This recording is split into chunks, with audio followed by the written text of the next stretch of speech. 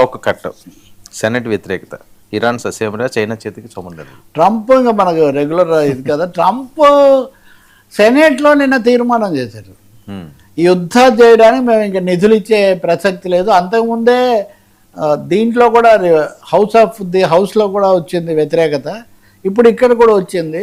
కాబట్టి ఇంకా ట్రంప్ యుద్ధం చేయడానికి హౌస్ నుంచి పెద్దగా నిధులు రావేమో అనే ఒక పెద్ద సందేహం ఏర్పడింది. వీటో చేయడము, కొన్ని అసాధారణ అధికారాలు ఉపయోగించడం అనేది ఉన్నప్పటికీ బోత్ హౌసెస్, రిపబ్లికన్స్ కూడా వ్యతిరేకంగా ఓటు వేశారు.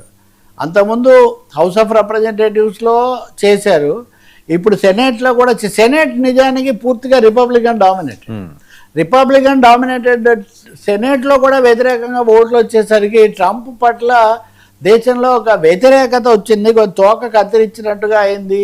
ఇదనే ఒక అభిప్రాయం బలంగా ఉంది. దీనికంటే కీలకమైనది ఏంటంటే అసలు ఏం ఒప్పందం కుదిరింది? ఒప్పందం మీద సంతకాలు మాత్రమేనా, అవగాహన, లేకపోతే అడుగులు ముందుకు పడ్డాయా? ప్రశ్నలు ఎందుకు వస్తున్నాయంటే అణు కేంద్రాల సందర్శనకు ఇరాన్ అంగీకరించింది అని జేడీ వాన్స్, ట్రంప్ ఇద్దరు ప్రకటించారు. ఎప్పుడు మీరు తీసుకెళ్తున్నారు అని విలేకరులు అడిగారు, తనిఖీకి ఎప్పుడు వెళ్తున్నారు అని. అంటే అదేముంది, it's a matter of days, అది ఇది అన్నారు ట్రంప్. కానీ ఇరాన్ వాళ్ళు అన్నారు ఆ ప్రశ్న లేదు, మా చర్చల్లో సంప్రదింపుల్లో ఎక్కడ అణు కేంద్రాల తనిఖీ అన్న ముచ్చటే రాలేదు, మేము దానికి ఒప్పుకునే ప్రసక్తి లేదు, ఇలా అవాస్తవాలు కనుక ప్రచారం చేస్తే మేము దానికి ఒప్పుకోమని. సెకండ్ మేజర్ క్వశ్చన్ ముందు నుంచి ఉన్నదే హార్మోజ్ అనే దాని మీద మా ఆధిపత్యాన్ని అమెరికా పూర్తిగా అంగీకరించింది, కాబట్టి మేమే దాన్ని అదుపు చేస్తాము, ఇక మీదట టోల్స్ వేరే వాళ్ళు ఎవరు ఉండరు అని ఇరాన్ ప్రకటించింది. మేము అలా ఏం చెప్పలేదని అమెరికా చెప్తుంది. చెప్పి మా అదుపులో ఉన్నారు, మీ అదుపులో ఉంటే ఇంక మాకు ఒరిగేది, మా దేశానికి దగ్గరగా ఉంది, మేము ఎప్పటి నుంచో తరతరాల నుంచి దాన్ని చూస్తున్నాము. కాబట్టి హార్మోజ్ మీద న్యూక్లియర్ డీల్ రెండింటి మీద కనుక కుదరకపోతే, ఇంకొకటి ఈ లోపల లెబనాన్లో ఇజ్రాయెల్ వేసిన దాడుల వల్ల 12 మంది చనిపోయారు. ఇజ్రాయెల్ మీరు ఆపట్లేదు అన్నది అది మూడోది వచ్చింది. కాబట్టి ఖచ్చితంగా ఇది నత్తనడక నడుస్తుంది.